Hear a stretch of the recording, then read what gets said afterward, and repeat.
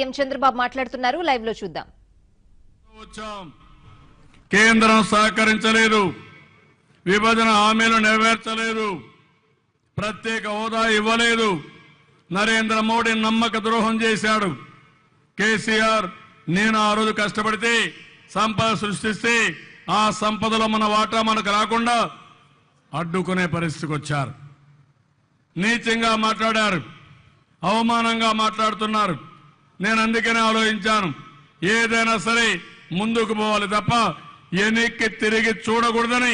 మీ ఒక్కరికి కూడా ఇబ్బంది లేని పాలన నేను ఇచ్చానా లేదా? తమ్ముళ్ళు ఆడబిడ్డలు మీరే చెప్పండి. చేశామా లేదా? సంక్షేమం చేశాం, అభివృద్ధి చేశాం, గ్రామాల్లో సిమెంట్ రోడ్లు వేసాం, ఎల్ఈడి బల్బులు వేసాం, మరుగుదొడ్లు కట్టాం, కరెంటు సక్రమంగా ఇస్తున్నాం, గ్యాస్ ఇచ్చాం, ఇంటింటికి ఫైబర్ గ్రిడ్ పెట్టి సమాచార విప్లవానికి మీ ఇంటికి కూడా 15 MBPS తో కనెక్షన్ ఇప్పించాను. ఒకటి కాదు, అన్ని స్కూల్స్ లో డిజిటల్ క్లాస్ రూమ్స్ పెట్టాం, వర్చువల్ క్లాస్ రూమ్స్ పెట్టాం. మంచి టీచర్లు చెప్పడానికి, ప్రపంచానికి అనుసంధానం చేయడానికి మనం ముందుకు పోయాం. విద్యలో నాణ్యత, ఆరోగ్యంలో భద్రత, ఇలాంటి కార్యక్రమాలకు మనం శ్రీకారం చుట్టాం. పక్కన సేద్యంలో ముందుకు పోయాం. ఇవన్నీ చేసిన తర్వాత నాకు ఒకటే అనిపించింది, ఈ రాష్ట్రంలో నీళ్లు లేకుండా ఇబ్బంది పడ్డాం. ఎన్నికల్లో మీరు ఒకటే ఆలోచించండి, ఆ రోజు బైఫర్కేషన్ సమయంలో రాయలసీమ రాళ్లసీమగా మారిపోతుందని, మనకు నీళ్లు రావని, ఉత్తరాంధ్ర మొత్తం ఆంధ్రప్రదేశ్ అంతా కూడా తుఫాన్లు వస్తాయని చాలా వరకు ప్రిడిక్ట్ చేసే పరిస్థితికి వచ్చారు. ఆ రోజు నుంచి రాత్రింబగుళ్ళు పనిచేశాను, రిజర్వాయర్ల మీద కాలువల మీద పడుకున్నాను, అధికార యంత్రాంగాన్ని సమాయత్తం చేశాను, నదుల అనుసంధానానికి శ్రీకారం చుట్టాం. మీరు ఒకసారి చూస్తే ఎంతో మంది మాట్లాడారు. తిరుపతి మీటింగ్ లో ఉన్న నరేంద్ర మోడీ చెప్పాడు, ఎప్పుడో వాజ్పేయి గారు శ్రీకారం చుట్టారని మాటలు చెప్పి అవన్నీ పూర్తి చేస్తామని ఎవ్వరు చేయలే. 2 నదుల అనుసంధానం చేశాం, గోదావరి కృష్ణ 2 నదుల అనుసంధానం సంవత్సరంలో పట్టిసీమ ద్వారా చేసిన ప్రభుత్వం ఈ తెలుగుదేశం ప్రభుత్వం. దానివల్ల నీళ్లన్నీ శ్రీశైలంలో పెట్టుకున్నాం, మన వాటా రాయలసీమకి ఇస్తున్నాం, కరువు ప్రాంతాలకు ఇస్తున్నాం. ఈరోజు ఆ నీళ్ల వల్ల చాలా వరకు మనకు వెసులుబాటు వచ్చే పరిస్థితి వచ్చింది. ఈరోజు ఈ జిల్లాలో కూడా GNSS ఒకటైతే 95% పనులన్నీ పూర్తి చేశాం. గోరకల్లు రిజర్వాయర్ని పూర్తి చేశాం. అంత మునుపు పనులని నాసిరకంగా పనిచేసి అవన్నీ కూడా కరెక్ట్ చేశాం. అవుగు టన్నులు పూర్తి చేసి గండి కోటకు నీళ్లు తీసుకెళ్లాం. పొల్లకుర్తి ఎత్తిపోతల పథకం, పులి కనుమ ఈ 2 కూడా పూర్తి చేశాం. తెలుగు గంగ పైన వెలుగోడు బ్యాలెన్సింగ్ రిజర్వాయర్ని నీళ్లు ఇచ్చే పరిస్థితికి వచ్చాం. ముచ్చమర్రి లిఫ్ట్ ఇరిగేషన్ పెట్టి నీళ్లు తక్కువ ఉన్న రాయలసీమకి ఏ మాత్రం ఇబ్బంది లేకుండా ఉండడానికి ముచ్చమర్రి పూర్తి చేసింది ఈ ప్రభుత్వం. ఎవరన్నా రేపు రాబోయే రోజుల్లో అడ్డపడాలంటే నాకు తెలుసు ఏ విధంగా యాక్ట్ చేయాలనో కూడా. మర్యాదకు మర్యాదగా ఉంటాం, కానీ నా రాష్ట్ర ప్రజలకు 5 కోట్ల మందికి అన్యాయం చేయాలనుకుంటే మాత్రం ఖబర్దార్, జాగ్రత్తగా ఉండండి, ఎవరిని వదిలిపెట్టమని మరొకసారి ఈ కర్నూలు సభలో హెచ్చరిస్తున్నా.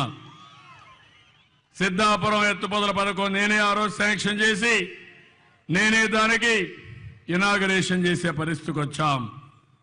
68 చెరువులకి హెచ్ఎన్ఎస్ఎస్ నుంచి అందరి నివాస్ సుజల స్రవంతి నుంచి నీళ్లు ఇచ్చే కార్యక్రమాన్ని పూర్తి చేస్తున్నాం. RDS కుడి కాలువ, వేదావతి ఎత్తిపోతకల ఇవన్నీ పూర్తి చేస్తున్నాం. మొన్నే KE కృష్ణమూర్తి గారు, సూర్యప్రకాష్ రెడ్డి గారు ఒకటే కోరారు, గుండ్రేవుల పైప్ లైన్ ద్వారా LLCకి నీళ్లు తేవాలని.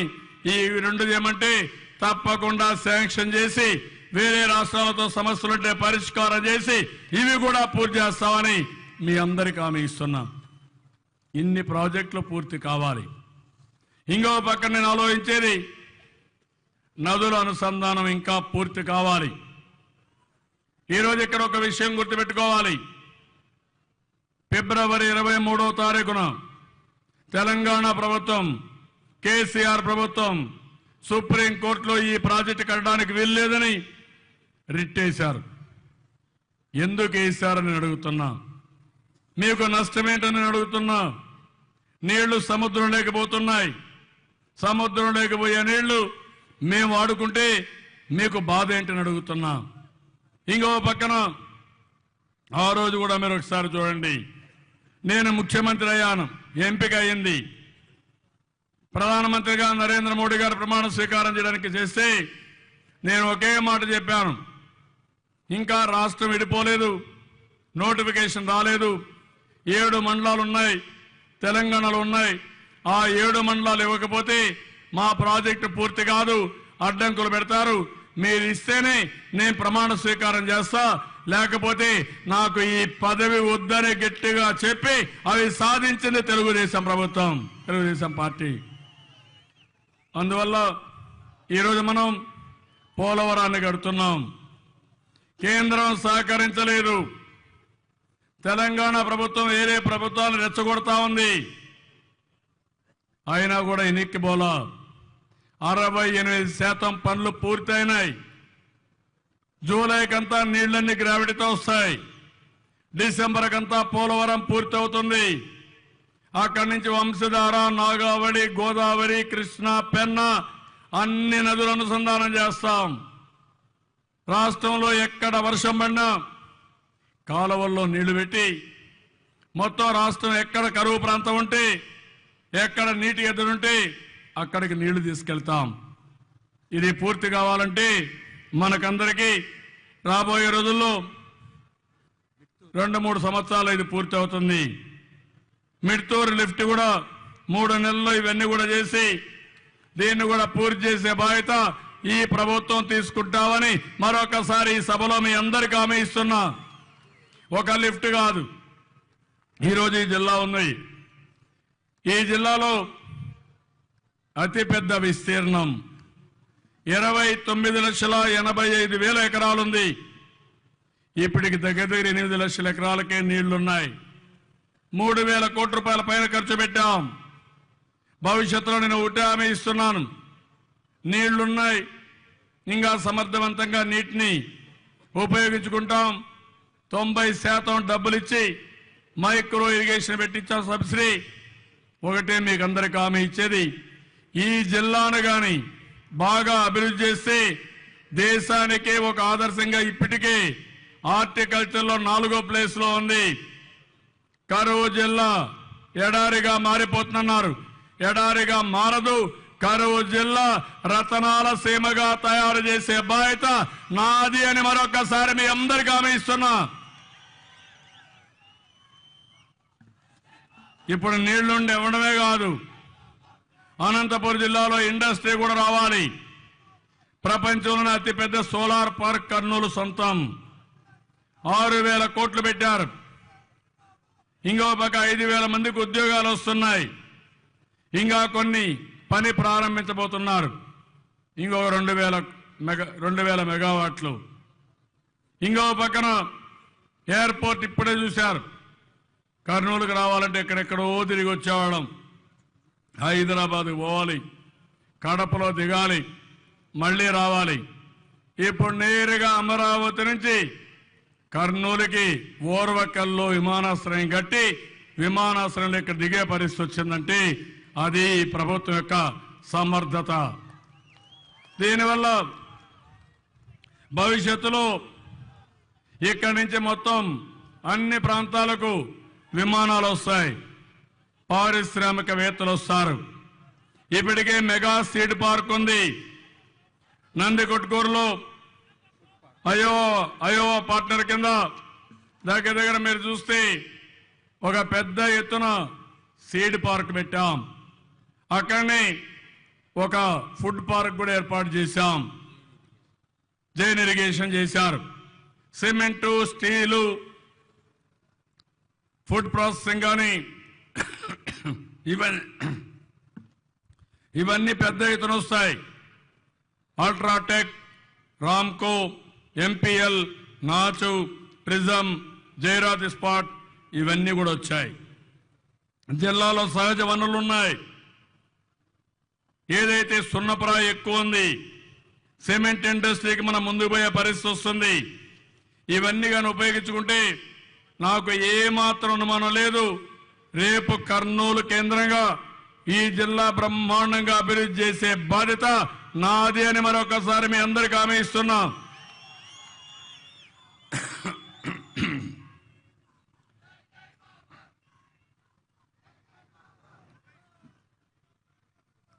ఇంకో పక్కన ఓర్వకల్ మండలం చెరువులన్నీ కూడా ఫిలప్ చేయాల్సిన అవసరం ఉంది. అవి కూడా చేస్తాం. ఈ యొక్క సీడ్ పార్క్ వల్ల నంద్యాల కూడా బ్రహ్మాండంగా అభివృద్ధి అవుతుంది. కర్నూలులో ఇప్పటికే టాటా ట్రస్ట్ ద్వారా రాష్ట్ర క్యాన్సర్ నిర్మూలన కేంద్రం పెట్టాం. ఉర్దూ యూనివర్సిటీ ఇచ్చాం. ఇలాంటి కార్యక్రమాలన్నీ పెద్ద ఎత్తున ఈ యొక్క నియోజకవర్గానికి ఇచ్చి కర్నూలు టౌన్కి ఇచ్చిన ఘనత తెలుగుదేశం పార్టీదని చెప్పి కూడా నేను మీకు తెలియజేస్తున్నా. నేను ఈ సందర్భంగా మిమ్మల్ని అందరినీ కోరేది ఒకటి, అన్ని పనులు మనం చేశాం, ఇంకా చేస్తున్నాం, చేస్తాం కూడా. అదే సమయంలో ఈరోజు మీ దగ్గర నుంచి నేను కోరేది, అందరికీ న్యాయం చేస్తున్నాం. ఒక పక్క మీరు చూడండి, సంక్షేమ కార్యక్రమాలు సకల జనులకు ఇచ్చాం, ప్రతి ఒక్క ఇంటికి ఇచ్చాం, 4-5 ప్రోగ్రాములు ఇచ్చాం. అన్ని ఊర్లలో మౌలిక సదుపాయాలు పూర్తి చేస్తున్నాం. ఒక ఆదర్శ గ్రామాలకు శ్రీకారం చుట్టాం.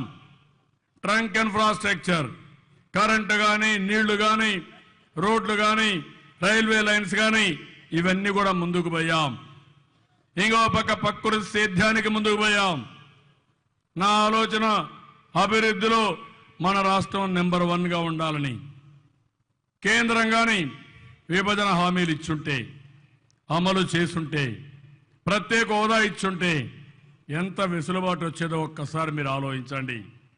తెలంగాణ ప్రభుత్వం మనకు రావాల్సిన వాటా 1,00,000 కోట్ల రూపాయలు రావాలి. ఆ డబ్బులు వచ్చుంటే ఇంకా ఎంత బాగా అభివృద్ధి చేశాం ఒక్కసారి మీరు ఆలోచించండి. ఈ విషయమే ప్రజలకు చెప్పాలి. ఈరోజు మనం కష్టపడ్డాం, సమర్థవంతంగా ముందుకు పోయాం. నేను ఒక మాట ఇచ్చాను, రాయలసీమ రాళ్లసీమ కాదు, హార్టికల్చర్ హబ్గా చేస్తారని చెప్పి ఈ 4 సంవత్సరాలని ఆ దిశగా ముందుకు పోయాం. ఈరోజు వ్యవసాయం,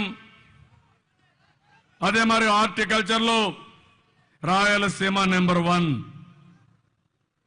వేరే వెస్ట్ గోదావరి జిల్లాలో ఇంత ఆదాయం రావడం లేదు, కృష్ణాలో కూడా రావడం లేదు. నెంబర్ 1 అనంతపురం ఉంది, 2 చిత్తూరు, 3 కర్నూలు. ఈ జిల్లాలోనే ఎక్కువ ఆదాయం వచ్చే పరిస్థితికి వచ్చింది. ఓసారి బాధేస్తుంది. ఆ రోజు మీరు ఒక్కసారి ఆలోచిస్తే, తెలంగాణ ప్రభుత్వం సహకరించకపోతే 10 ఏళ్లు రాజధానికి ఉమ్మడి రాజధానిగా చెప్పినా నేను ఒకటే ఆలోచించాను, 1 గంట ఇక్కడున్నా మనకు నష్టం తప్ప లాభం లేదని నేరుగా అమరావతికి వచ్చి విజయవాడలో ఒక బస్సులో బస చేసి అదే ఆఫీసు పెట్టుకొని అభివృద్ధి పైన పోరాడా. మన మీద ఒక నమ్మకం ఉంది. నేను ఒక పిలిపిచ్చాను, రైతులందరినీ ఒకటి కోరాను, నా దగ్గర డబ్బులు లేవు, మనస్సు ఉంది, సమర్థత ఉంది, మీరు ముందుకు రండి, భూమి ఇవ్వండి, మీకు నష్టం లేకుండా మీ భూమి విలువ పెంచుతా, రాష్ట్రం బాగుపడుతుందంటే ఒకేసారి 34,000 ఎకరాల భూమి, 50,000 కోట్ల రూపాయలు విలువ చేసే భూమి రైతాంగం ఇచ్చారంటే ఇక్కడుండే మీరు కూడా వాళ్ళని అభినందించాలి. 50,000 కోట్ల రూపాయల పనులు జరుగుతున్నాయి. జగన్మోహన్ రెడ్డి అక్కడికి రాడు, ఒక్కరోజు కూడా నిద్ర చేయడు. ఎక్కడున్నాడు? హైదరాబాద్ లోటస్ పాండ్లో ఉన్నాడు. ఏంటి అక్కడ పని? కేసీఆర్ బ్రహ్మాండంగా సపోర్ట్ చేస్తున్నాడు. ఈయన తప్పులన్నీ ఆయన కాపాడుతున్నాడు. దేశంలో పెద్ద కాపలాదారుడు నరేంద్ర మోడీ. ఆ నరేంద్ర మోడీ దొంగలు కాపాడుతున్నాడు, మంచి వాళ్ళపై దాడులు చేస్తున్నాడు. ఇది ఎక్కడ న్యాయం అని నేను అడుగుతున్నా. నిన్న ఒక విషయం చూడండి. ఈ యొక్క ఈరోజు మీరు చూస్తే అమెరికాలో ఫెడరల్ బ్యూరో ఆఫ్ ఇన్వెస్టిగేషన్ ఉంది. ఆ ఫెడరల్ బ్యూరో ఆఫ్ ఇన్వెస్టిగేషన్ చేసే పనులు మామూలుగా ఆల్ ఎస్ఐలకి, సిఐలకి, ఎస్పీలకి, పోలీసుకి అందరికీ చెప్తారు. మొదటి ఫిలాసఫీ ఇది. నేరం చేసిన వాడు ఎప్పుడూ అపరాధ భావంతోనే బతుకుతాడు.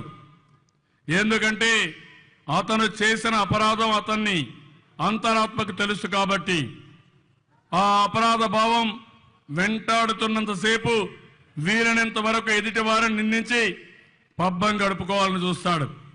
అది కూడా ఆశించిన ఫలితాలను ఇవ్వనప్పుడు తన చుట్టూ రక్షణ వలయాన్ని ఏర్పాటు చేసుకోవాలని చూస్తాడు. అంతరాత్మ అపరాధ భావంతో తోడేస్తుంటే పైకి గంభీరంగా సహజంగా నవ్వుతూ ఉన్నట్టు కనిపించడానికి ప్రయత్నం చేస్తాడు. అయితే అతని నటన అతని అంతరాత్మకు తెలుసు. అది అందరికీ కనిపిస్తుంది. నేను గంభీరంగా ఉన్నానని అందరినీ నమ్మిస్తున్నానని భ్రమలో కృత్రిమంగా ప్రవర్తిస్తూ మరికొన్ని తప్పులు చేస్తాడు. ఆ క్రమంలోనే అతని నేరం అతను చెప్పకుండానే విడిపోతూ ఉంటుంది. ఎందుకంటే అపరాధ అంతరాత్మను ఎంత అణగదొక్కాలని ప్రయత్నించినా అది లోనుంచి బయటికి తన్నుకరాక తప్పదు. ఇది ఎగ్జాక్ట్ గా మన జగన్మోహన్ రెడ్డికి వర్తిస్తుంది. తమ్ముళ్ళు, ఈ విషయం మీరు గుర్తుపెట్టుకోవాల్సిన అవసరం ఉంది. 12 కేసుల్లో A1 ముద్దాయి, ఇంకొక ఆయన A2 ముద్దాయి జైలుకు పోయి వచ్చారు. ఏ విధంగా ప్రవర్తించారో మీరు చూసారా? ఎదురుదాడి చేయడం, సిబిఐ ఆఫీసర్ల పైన ఎదురుదాడి చేయడం, ఎక్కడికక్కడ వాళ్ళ వ్యక్తిగతంగా వాళ్ళని విమర్శించడం, వాళ్ళని కూడా డిమారలైజ్ చేయడం, వీళ్ళు చేసే తప్పుల్ని కప్పిపుచ్చుకోవడానికి ఎక్కడ వీలైతే అక్కడ రాజీ పడడం, ఇంకో పక్క ప్రజల్లోకి వచ్చి నటిస్తూ ఈయన జీవిస్తూ ఎక్కడికక్కడ మిమ్మల్ని అందరినీ నమ్మించడానికి ప్రయత్నం చేయడం, అప్పుడు కూడా ఇంతే ఊర్ల మీదకి వచ్చేయడం, ఏదో ఈయన నీతిమంతుడిగా ప్రవర్తించడం, ఎవరో ఈయన వెనకాన పడుతున్నారని చెప్పి మాట్లాడడం, ఇవన్నీ కూడా మీరు చూస్తే ఒక వ్యక్తి ఏ విధంగా చేస్తారో మనం చూస్తున్నాం. ఇంత మునుపు ఈయన వల్ల ఎంతమంది అధికారులు, ఐఏఎస్ ఆఫీసర్లు, వ్యాపారవేత్తలు అందరూ కూడా జైలుకు పోయి వాళ్ళ జీవితాలు నాశనం అయిపోయే పరిస్థితి వచ్చింది. నిన్న మీరు చూడండి, మళ్ళీ మారాడంటే మారలేదు. ఇంట్లోనే వాళ్ళ బాబాయ్ హత్య. ఏం తమ్ముళ్ళు, మీకు అందరికీ అనిపించిందా? బాబాయ్ హత్య చూసారా? వివేకానంద రెడ్డి గారి హత్య. మొదటిసారిగా వివేకానంద రెడ్డి గారు చనిపోయారు. హార్ట్ అటాక్ అంటే నేను సంతాపం తెలియజేశాను. నేను చూశాను, ఆయన ఒక పద్ధతి ప్రకారం ముందుకు పోయేవాడు. నేను అది చేస్తే అక్కడి నుంచి 1 గంట 2 గంటలకు మళ్ళా అనుమానం, ఆయన చనిపోయింది సహజ మరణం కాదు, ఏదో హత్య జరిగిందని అనుమానాలు మొదలయ్యాయి. కానీ ఇక్కడే ఒక సాక్ష్య పేపర్ ఉంది, ఈ టీవీ ఉంది. ఇది ఎంత దుర్మార్గమైన టీవీ అంటే, ఇప్పుడే మన జనార్దన్ రెడ్డి గారు ఇక్కడ ఉంటే ఆ జనార్దన్ రెడ్డి పైన బనగానపల్లిలో టీడీపీకి షాక్ అని అసాక్ష్య రాస్తుందంటే వాళ్ళకు బుద్ధి ఉందా? వాళ్ళు మనుషులేనా? వాళ్ళకు మానవత్వం ఉందా అని క్వశ్చన్ చేస్తున్నా. అంటే ఏ విధంగా నేరస్తులు మైండ్ గేమ్ ఆడతారో మీరు గుర్తుపెట్టుకోవాలి. దానివల్ల జనార్దన్ రెడ్డి గారు బాధపడ్డారు, మనస్తాపం చెందారు. ఆయన ఒక మనిషి, మానవత్వం ఉండే మనిషి. ఇలాంటివన్నీ 100 కేసులు జగన్మోహన్ రెడ్డి పైన పెట్టినా జగన్మోహన్ రెడ్డి నటిస్తాడు తప్ప బాధపడంటే అలాంటి నేర చరిత్ర కలిగిన వ్యక్తి ఈ జగన్మోహన్ రెడ్డి. అవునా కాదా తమ్ముళ్ళు? పాపం చాలా బాధపడ్డాడు, ఎమోషనల్ గా ఫీల్ అయ్యాడు జనార్దన్ రెడ్డి. నేను చెప్పా, జనార్దన్ రెడ్డి గారు ఇది ప్రారంభమే, ఇంకా చాలా మైండ్ గేములు ఆడతారు వీళ్ళు. మామూలు మైండ్ గేములు కాదు. వీళ్ళకు తోడుగా బీహారీ ఒక అతను వచ్చాడు, అదొక నోటోరియస్ డెకాయిట్, పీకే, ఒక పెద్ద నేరస్తుడు, బందిపోట్లకు నాయకుడు అతను. ఇప్పుడు సైబర్ నేరాలు చేయాలనుకుంటున్నాడు. హైదరాబాద్ లో చుట్టుపక్కల ఒక 26 ఆఫీసులు పెట్టాడు. అక్కడి నుంచి సోషల్ మీడియాలో పెడతారు, ఇలాంటి గాలి వార్తలు ఇస్తారు, తప్పుడు వార్తలు ఇస్తారు. అక్కడి నుంచి మనల్ని భయపెడతారు. నరేంద్ర మోడీ ఉన్నాడు, ఆయన చేసే పని మన వాళ్ళని బెదిరిస్తున్నాడు, దొంగల్ని కాపాడుతున్నాడు, నీతిమంతులపైన దాడులు చేస్తున్నాడు. ఇన్కమ్ ట్యాక్స్ దాడులు చేశారు, ఎక్సైజ్ దాడులు చేశారు, సిబిఐ దాడులు చేశారు. ఏం తప్పు చేశాం? ప్రత్యేక హోదా కావాలన్నాం, మా రాష్ట్రానికి న్యాయం చేయమన్నాం. ఇది తప్ప నేను అడుగుతున్నా. నీతివంతులపైన మీరు పడతారు, అవినీతి పనులు పూర్తిగా కాపాడతారు. ఈరోజు కేసీఆర్ ఉన్నాడు, మన వాళ్ళపైన కేసులు పెడతాడు. హైదరాబాద్ లో ఆర్థిక మూలాలపైన ఇబ్బంది పెడుతూ వైఎస్ఆర్ కాంగ్రెస్ పోయి సరెండర్ గమ్మని బెదిరిస్తారు. ఏమనుకుంటున్నారు మీరు? ఇది రాజకీయం అని అడుగుతున్నా, ఇది నీతి అని అడుగుతున్నా, ఈ ధర్మం అని ప్రశ్నిస్తున్నా. దీనికి సమాధానం చెప్పకుండా ఈ నాయకులు రోజు రోజుకి మన మీద ఇంకా దాడులు పెంచి మనల్ని ముందుకు పోయే పరిస్థితికి వచ్చారు. నేను ఒకటే మిమ్మల్ని అందరినీ కోరుతున్నాను, మీరు అర్థం చేసుకోవాలి ఈ యొక్క మనిషి యొక్క మనస్తత్వం. మొన్నే మీరు చూశారు 12 కేసులున్నాయి. నిన్నే మళ్ళీ ఈడీ కూడా హిందూజా నుంచి 100 ఎకరాలు కావాలంటే, అనుమతులు కావాలంటే 11 ఎకరాలు ఈయనకి ఇమ్మని అడిగారు. ఆ 11 ఎకరాలకు డబ్బులు ఎక్కడ వస్తుందంటే హిందూజానే డబ్బులు ఇచ్చి ఒక బోగస్ కంపెనీ పెట్టి షెల్ కంపెనీలు పంపించి మళ్ళా వీళ్ళ కంపెనీ తీసుకొచ్చి ఇక్కడి నుంచి మళ్ళీ హిందూజాకి ఇచ్చి 11 ఎకరాలు భూమి కొట్టేశాడు. అది నేను చెప్పింది కాదు, ఈడీ చెప్పారు. ఎవరికి రాశారంటే సిబిఐకి రాశారు. ఎందుకు యాక్షన్ తీసుకోవడం అడుగుతున్నా. నిన్న కేసులో మీరు చూశారు, ఎంత దారుణమైన కేసులో మీరు చూశారు. వాళ్ళ బాబాయ్ చనిపోతే 9:17 నిమిషాలకు 9:30 గంటలకు కూడా ఈ అసాక్షి పేపరు, పనికిమాలిన పేపరు గుండెపోటుతో చనిపోయాడని విషాదం అని చెప్పే పరిస్థితికి వచ్చారంటే దానికంటే ఈ పేపర్కు, ఈ టీవీకి సిగ్గుందా తమ్ముళ్ళు అని మిమ్మల్ని అడుగుతున్నా. మానవత్వం ఉందని అడుగుతున్నా. ఆ గొడ్డలతో నరికారు, మారణాయుధాలతో నరికితే తలలో ఉండే మెదడు బయట వచ్చిందంటే, రక్తం 2 లీటర్లు ఆ ఇంట్లో ఎక్కడ చూసినా పడిందంటే, బెడ్ అంతా కూడా రక్తపాతం అయిందంటే రక్తాన్ని కడిగేస్తే పాపం పోతుందా తమ్ముళ్ళు అని మిమ్మల్ని అడుగుతున్నా.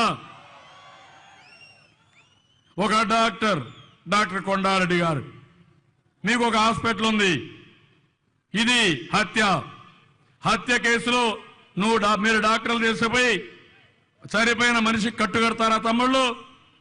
చేస్తారా ఎవరైనా? మీరు చేస్తే మిమ్మల్ని ఒప్పుకుంటారా? పోలీసులను అడుగుతున్నా. ఏం చేయాలి?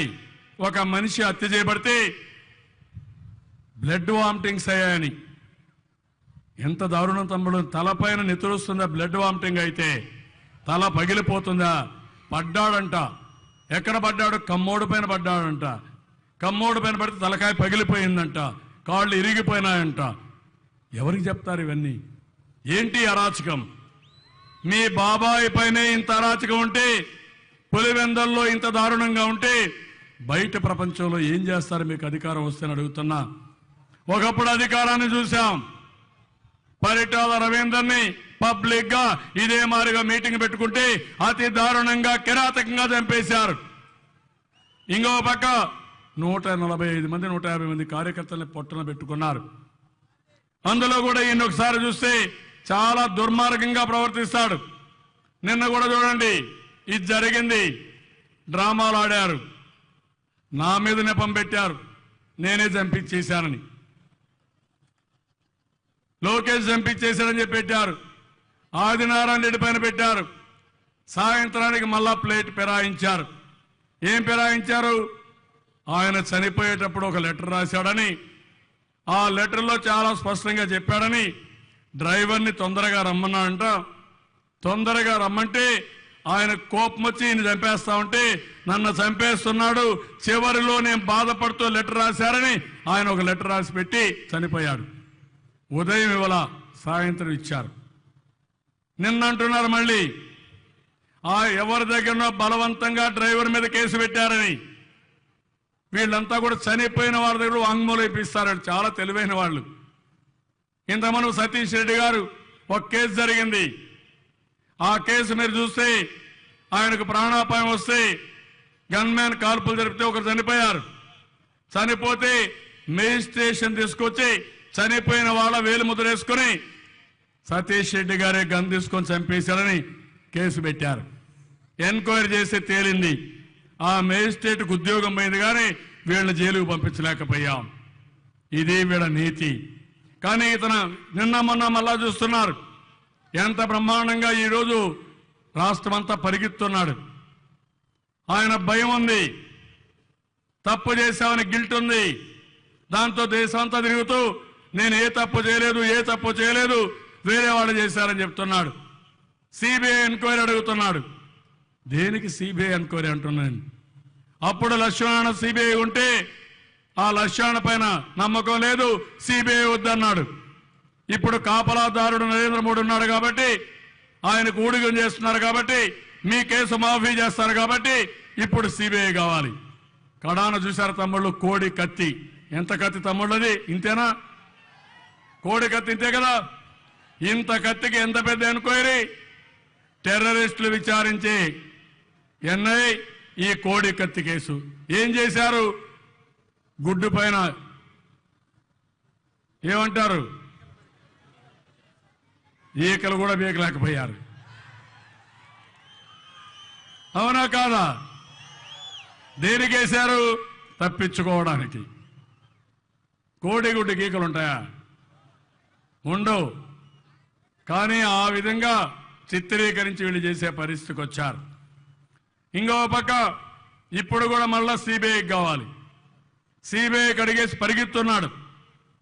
దినానికి 5 మీటింగ్లు పెడుతున్నాడు. ఏదో ఈయనకు ఒక ప్రమాదం వెంటాడినట్టు నటించే పరిస్థితి. అదే ఈ ఎంక్వైరీలో మీరు చూశారు. ఈయన అన్ని పనులు ఇట్నే చేస్తాడు. విశాఖపట్నంలో పెట్టుబడుల సదస్సు పెడితే ప్రత్యేక హోదా కోసం జల్లికట్టు స్ఫూర్తిగా పోరాడాలు పిలిపించి అడ్డపడడానికి వచ్చాడు. మనం గట్టిగా వ్యవహరించాం. ఇప్పుడు ప్రత్యేక హోదా మాట మాట్లాడు, నరేంద్ర మోడీ గురించి ఒక్క మాట మాట్లాడు.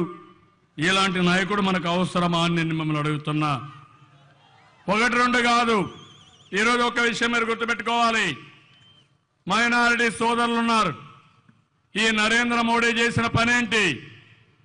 గుజరాత్లో ఆ రోజు కొన్ని వేల మందిని పొట్టన పెట్టుకున్నారు.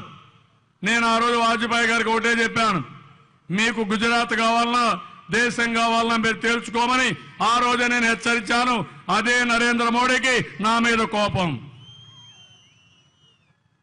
ఆ రోజు పెద్ద మనిషి వాజ్పేయి గారు ఏమీ చేయలేకపోయారు. ఈరోజు ఏంటి? ఈ నరేంద్ర మోడీ గారు మైనారిటీ సోదరులు ఇబ్బంది పెట్టి ఈ దేశంలో జరగనేకుండా బతకనేకుండా చేసి భయభ్రాంతులు చేసి ఓట్లు సంపాదించాలనుకుంటున్నాడు. ఇది ఎక్కడ దారుణం నేను అడుగుతున్నా. నేను ఆ విషయం అడిగాను. ఏదైతే మొన్న మీరు చూశారు త్రిపుల్ తలాక్ విషయంలో నేను ఒకే మాట చెప్పాను. ముస్లింలు కానీ హిందువులు కానీ ఈ దేశంలో అందరికీ ఒకే చట్టం ఉండాలి తప్ప ముస్లింల పైన వేధింపులు పెడితే తెలుగుదేశం పార్టీ ఉపేక్షించమని గట్టిగా చెప్పిన పార్టీ, మొదటిసారి చెప్పిన పార్టీ తెలుగుదేశం పార్టీ. ఈరోజు అనేక పనులు చేశాం. ఉర్దూ యూనివర్సిటీ పెట్టాం, ఆజ్ యాత్రకు తోడ్పాటు ఇచ్చాం, ఇమాములకి మౌజములకి ఆండ్రోరియం ఇచ్చాం, విదేశ విద్య కింద ఇచ్చేసాం, రంజాన్ తోఫా ఇచ్చాం. నేను అడుగుతున్నా, మైనారిటీస్ పోయినసారి మీరు ఓటేసింది జగన్మోహన్ రెడ్డికి బీజేపీతో కలవరని ఓటేశారు. కానీ ఈరోజు ఆయన కేసుల కోసం ఈరోజు నరేంద్ర మోడీతో జతకట్టాడు. ఇద్దరు కలిసి మనల్ని సాధిస్తున్నారు, మన హక్కులు కాలరాస్తున్నారు, మైనారిటీలకు రక్షణ లేకుండా చేస్తున్నారు. ప్రతి ఒక్క మసీదులో మీరు మాట్లాడుకోవాలి. ఇంకో పక్క తెలంగాణలో ఒక ఆయన ఉన్నాడు, ఓవైసీ, అసౌద్దీన్ ఓవైసీ. చాలా తెలివైన వాడు. మైనారిటీ ఓట్లని సీట్ల కింద కన్వర్ట్ చేసుకుని మైనారిటీలకు అన్యాయం చేస్తూ ఆయన కూడా ఇక్కడికి వస్తాడంట. వీళ్ళందరూ కలిసి నరేంద్ర మోడీని గెలిపించాలని వీళ్ళ రాజకీయ ప్రాబల్యం కోసం, వీళ్ళ కేసుల కోసం తప్పుడు పనులు చేసే పరిస్థితికి వచ్చారు. నేను మిమ్మల్ని అందరినీ ఒకటే అడుగుతున్నాను. ఈరోజు జగన్మోహన్ రెడ్డి గారి ప్రవర్తన మీరు చూశారు. ఇక్కడే నంద్యాలకు వచ్చాడు. ఎంత దారుణంగా మాట్లాడు నన్ను గురించి. చెప్పుతో కొడతామని, నడి రోడ్డును షూట్ చేయాలని. నేనేం తప్పు చేశాను? పాపం చేశానా? తిరుపతిలో కూడా నా మీద అటాక్ చేశారు. మీకు గుర్తుపెట్టుకోవాలి. 2003లో ప్రజల ప్రాణాలు కాపాడాలని ఒక పక్క మత ఘర్షణలకి ఎక్కడా జరగలేకుండా చేయాలని తీవ్రవాదులు కూడా మనుషులు చంపుతా ఉంటే అభివృద్ధి ఆగిపోతుందని వాళ్ళని కూడా వద్దని చెప్పి పోరాడాను. ఇంకో పక్క ముఠాలు, రాయలసీమలో ముఠా కక్షలు పెరిగిపోయి చాలా వరకు బలైపోతున్నారు. అభివృద్ధి అడ్డుపడిపోతా ఉంది. రౌడీల మీద కూడా పోరాడాను. పోరాడితే నేను తిరుమలకు పోయేటప్పుడు బ్రహ్మోత్సవ సమయంలో నా మీద 24 క్లేమోర్ మైన్స్ నా మీద ప్రయోగించారంటే నా కారు ఆ రోజు మీరు చూశారు. సాక్షాత్తు భగవంతుడే నన్ను కాపాడాడు తప్ప ఇంకోటి కాదని కూడా మీకు తెలియజేస్తున్నా. ఆ రోజు కూడా ఎవరున్నారు? గంగిరెడ్డి ఉన్నాడు. గంగిరెడ్డి ఎవరు మనిషి? వైఎస్ఆర్ కుటుంబం. ఏం తమ్ముళ్ళు, ఏం చేయగలుగుతారు మీరు? మనిషిని చంపుతారా? ఇలాంటి నేరాలు చేసి ఇప్పుడు యాక్టింగ్లు చేస్తారా? ఇంతవరకు ప్రత్యర్థులపైన చేశారు, ఇప్పుడు కుటుంబ సభ్యులపైనే చేస్తున్నారు. బాబాయ్ కూడా లెక్కలేదు, చిన్నాన్న కూడా లెక్కలేదు. ఇలాంటి దుర్మార్గుల్ని కానీ మనం కానీ చేరదీస్తే మన రాష్ట్రం ఏమవుతుంది, మీరేమవుతారో మీరు ఒక్కసారి గుర్తుపెట్టుకోవాల్సిన అవసరం ఉంది. ఈరోజు మీరు చూస్తే 5 సంవత్సరాల్లో రాష్ట్రాన్ని ఒక పద్ధతి ప్రకారం ముందు తీసుకొచ్చాం. ఇప్పుడే నేను చూపించాను. ఆ బీహారీ పీకే ఉన్నాడు, ఇంకా కొన్ని చేస్తారు. మొన్నే మాగంటును బెదిరించారు. నువ్వు తెలుగుదేశంలో ఉంటే నీ ఇంటి మీద ఇన్కమ్ ట్యాక్స్ చేశాం, ఇంకా ప్రమాదంగా ఉంటాయంటే ఆయన భయపడిపోయాడు పెరిగితనంతో. ఆదాల ప్రభాకర్ రెడ్డి అంటే లాగారు. ఇంకా చాలా మంది చేస్తారు వీళ్ళు.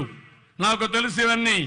నేను ఒకటే చెప్తున్నా, ఈ రాష్ట్రాన్ని కాపాడుకునే బాధ్యత ఇక్కడుండి నా కుటుంబ సభ్యులైన మీ మీద ఉంది, ఈ ప్రజానీకం పైన ఉంది. మనం తప్పు చేశావా అని మిమ్మల్ని అడుగుతున్నా. నేను ఏమైనా తప్పు చేశావా?